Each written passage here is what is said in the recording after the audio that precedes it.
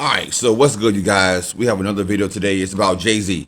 All right, so we know he just now sold out like 3 shows at the Yankee Stadium, right? He brought out numerous of artists. I think he did a great job, bro. Even though the songs is 25 plus 30 years older, he said, the album Reasonable Doubt, still, yeah, it's a classic album. You can't take nothing from Jay-Z, bro. Can't take nothing from him. So now this video is titled Jay-Z Yankee Stadium Freestyle Proves that he's panicking about something. He's trying to change the narrative of all the allegations that was brought up in him the last past year or so. So we're going to jump straight into the video, you guys. Make sure you comment, liking, and subscribing. I'm not going to hold you guys too long. I haven't made a video in a couple days. I got some catching up to do. Make sure y'all watching all the videos to the end. Let's get it. Might suggest he's fully panicking. After years of remaining behind the scenes, he's back doing shows and interviews. Coincidentally, this came right after his name was mentioned in those really negative headlines. Headlines that started to change how many saw him. Now, the timing of this comeback seems to reveal a calculated reason behind this sudden reemergence. Calculated, it that appears sound like Jay-Z Jay-Z is possibly doing all of this to change the narrative because he realized the fans were turning on him. Today, I will show exactly how Jay-Z is doing everything he can to make you forget about what he did. Recently, Jay-Z performed at Yankee Stadium for the 30th anniversary of his Reasonable Doubt album. During the middle of the performance, he did a freestyle where he addressed some of the negative things that were circulating about him. He wanted to let the world know that despite what you heard, he never sold out and he can't be controlled. That Target, no exclusive, they only doing what Apple and Walmart did. You shopping at Amazon or you boycott? You posting on Instagram? That's Meta, boy, stop it. Y'all know Google owns YouTube. You picking and choosing the politicking as usual. Hold on now, Jay. Now, wait a minute now. I'm a YouTuber. I know they connected to Google. But hey, shout out to YouTube and shout out to Google. They paying the bills. As long as y'all watching the video to the end, we all right. Deep for narratives. Hey, I'm just saying. They run out of characters, had to bring back up Cap again. Money took a check, I ain't even mad at him. But along with that check, got a sign of non-disparagement. I'm the one they can't control. Y'all better be glad as him. $500 million back in the community. That's just good math for him. I don't listen to Twitter activists. They type and I laugh at them. There's really no comparison. Y'all check my stats again. I'm bringing folks home to their family. Laws get passed because him. You can like it or not. We don't do no ass kissing. Whoa. You might not like the packaging. He rapped, "I don't listen to Twitter activists. They type and I laugh at them. I'm the one they can't control." Hold on, bro. If you don't listen to the Twitter activists, how you laughing if you don't even reading them? Huh? Come on now. So some things that they're saying are catching your attention, Jay. Come on now. You got to be reading them if you're laughing at them, right? Come on, man. $500 million back into the community. That's just good math for him. Sold out? Yeah, I did sell out 3 nights. I sold Yankee Stadium the hell out. I'm a Target. 45,000 You plus. ain't. This was in response to his recent Target deal to sell the 30th anniversary vinyls of his Reasonable Doubt album. People were drawing comparisons between this deal and the whole situation with the NFL he had some years back. Some people feel that Jay always presented himself as doing everything for the culture, but constantly seems to sell out the culture to big corporations willing to pay him. While Jay claims he never sold out, some would say that's exactly what he did with the title deal, with the NFL deal, and now with this Target deal. People feel that this move just further confirms he's not about the culture, but only about money. And now, it seems like this is all getting to Jay-Z, as he felt the need to respond during his big 30th anniversary show. What's interesting is that Jay-Z is known to ignore negative headlines about himself. He usually never responds and keeps it pushing, but recently, it appears that a lot of things have been getting to him, and you might have noticed that he has been very defensive. It seems like every one of his recent appearances was just designed so he can deflect the allegations made about him. I noticed this all started not long after his name was brought up in those headlines about the documents that were released, which happened not long after he was linked to the situation with his longtime associate. When he was mentioned alongside those really bad people, he likely knew something had to be done to save his reputation. Not long after Jay-Z was named as one of the men possibly associated with that list, he instantly did that GQ interview. During this sit-down, he claimed that he couldn't even believe people would accuse him of those things knowing his history. But realistically, his history is likely the reason why people think he could be capable of doing such things. This was the first clear indication that Jay might have been feeling the pressure. He likely saw how the internet's perception of him was starting to shift. The fact that the first question they asked him was about the headlines lets you know the true motive. They wanted everyone who clicked to instantly hear Jay-Z shutting down the allegations. This was strategic. It didn't feel like an interview, it felt more like a PR crisis stunt. It appeared designed so Jay-Z could deflect the allegations and paint himself as a victim. He wasn't met with any resistance from the interviewer.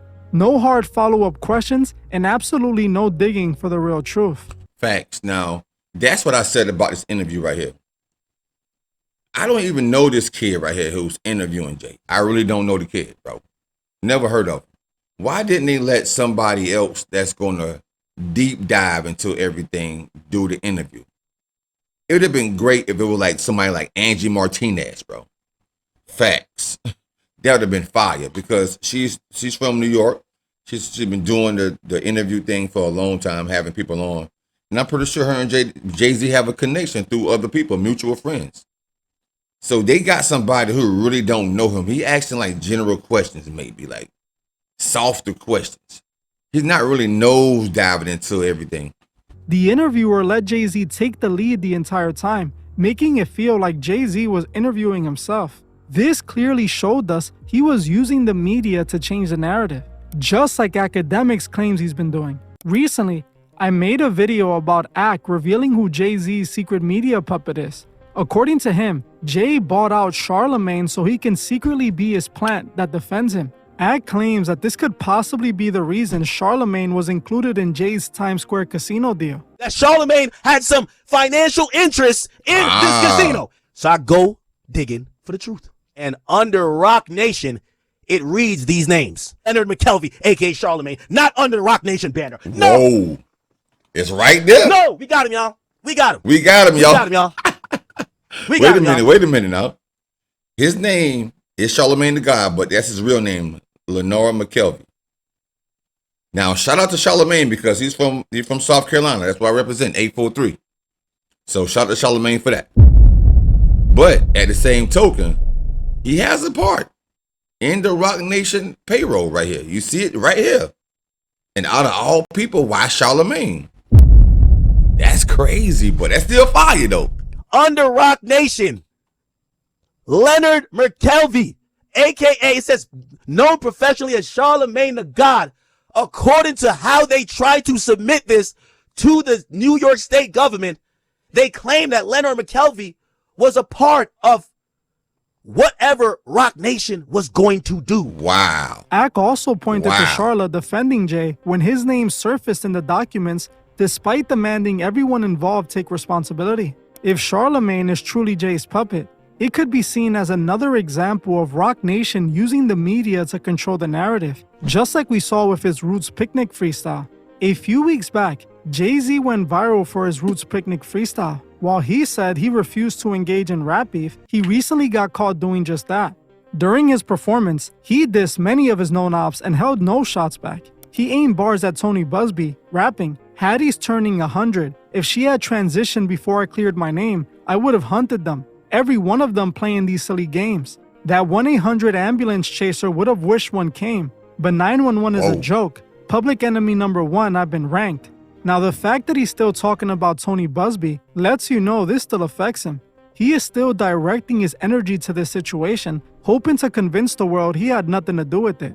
In another bar, he seems to be rapping about Tory Lanez. The rock not crumbling, the leprechauns have magically run out of pranks. Your son is in a federal jail line mumbling something about having too much in his drink.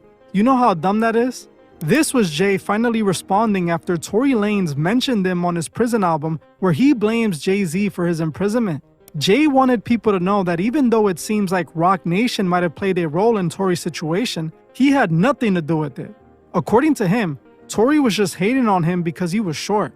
Jay also had some shots for Nicki What? too. Because he was short? He seemingly rapped these bars aimed at her. "That lady back on the stuff. She sounds like she's in love with him. Her can't even pick up their kids. Enough of them. A rapper can't be my op. I got MAGA Republicans." Those shots came from the very top of the government.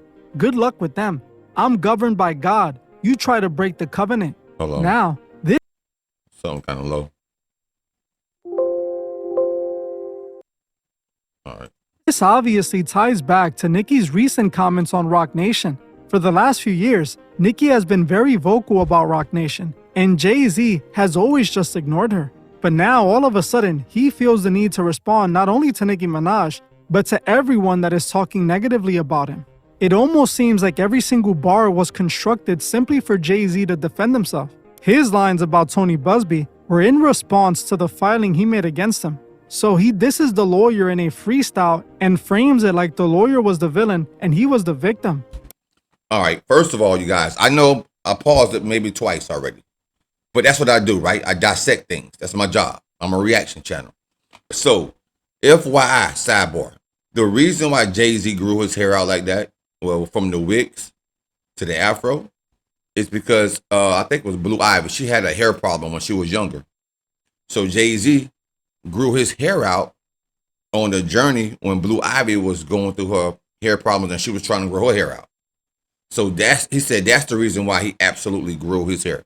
That was the only reason why, to support his daughter. So now they both got hair. Sidebar.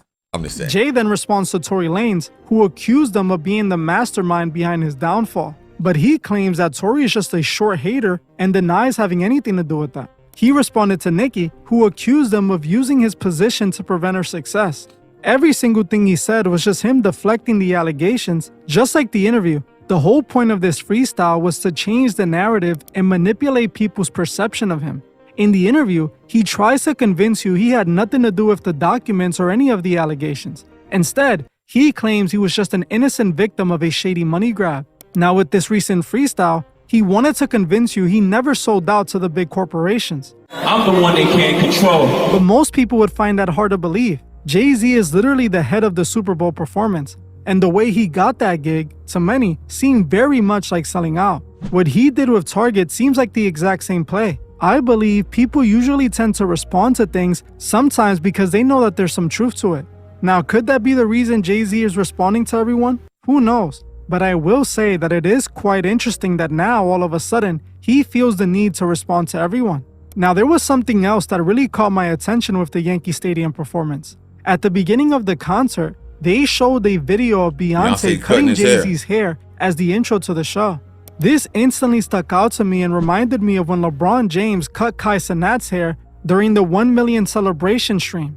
This was the very last thing the world saw Kai do before he left and came back with a completely new persona. This haircut seems to mark his rebrand, and I believe this is exactly what Jay-Z did. Everything. Now, speaking of the haircut, you guys, let me break this down to y'all, bro. Now, we all know that Jay-Z and Dame Dash was Rockefeller owners. They started it, right? The thing that gets me is Dame Dash had just did an interview. And in Dame's interview, he told Jay-Z he needed to cut his afro off, put the Yankee hat back on, put on some jewelry, and take off them dull-looking clothes before he go do that Yankee Stadium concert. And Dame said that maybe like a week or two before Jay-Z performed at the Yankee Stadium. So now look what we have. Dame said, yo, Jay, we want to see the old Jay-Z back. The 96 Jay-Z. We don't want to see the new Jay-Z looking like Snoop Dogg hair and dull. Dame said it simple and plain. And then Jay came out on stage with everything that Dame said. It wouldn't surprise me if these guys be talking behind the scenes, bro. We never know. To us, in the public eye, they have beef. They have beef. And it's been a beef for over 10 plus years now. When is it going to end, we think? But what if it have end already? And they just keeping the narrative going. This is ironic, right? He has been doing seems connected to his plan to rebrand himself. He wants to change the way people see him before it's too late. So now, he's using the media to protect himself, doing freestyles to attack those criticizing him, and making himself the victim during his interviews. While Jay-Z claims he's completely innocent, some can misinterpret his actions as an indication of guilt. Who knows? He could be doing all of this because there could be some truth to what they're saying about him. It feels like Jay-Z is doing everything in his power to try to make people forget about what he did. But showing up to places like the all-white party isn't doing the best to help his image. Recently, I covered Michael Rubin's all-white party where Jay-Z was spotted having a good old time. But the special guest this year raises serious questions about what message they were sending with this event. If you want to know what this year's all-white party revealed, watch this video right now. And if you want to further support the channel, consider becoming a Patreon member. When you join, you support the channel and get over 65 exclusive videos. Another way to support the channel is by subscribing and hyping this video. Your hype literally tells the algorithm that more people need to see this. Wow. All right, so you guys, this is the Truth Is podcast. The link to the original video will be down inside my description. But listen, I got to go watch that video about the white party, you guys. I have to check that one out. Now that's a must, because there's something very strange about them white parties. And I've seen some pictures on the internet about them white parties, and it looked like a bunch of spooning to me on the internet pictures. A bunch of spooning with some of your favorite rappers. Now that's crazy. So it ain't just Diddy, and it ain't just Jay. It's some of the other people too that's having that stuff going on, bro. We got to catch up with them. Well, that's my job, you guys. I got to catch up with them and let you guys know what's going on, right? Right, tenfold. But until next time, man, I got a lot more work to do today. I got some catching to do. Make sure y'all locking in with me, man, on this journey. We on the road to 500,000 subs. So make sure you subbing up and make sure you tapping that like button. It's free of charge, bro. It really do help your boy, Relentless Lex. Until next time, it's always peace and love. You dig?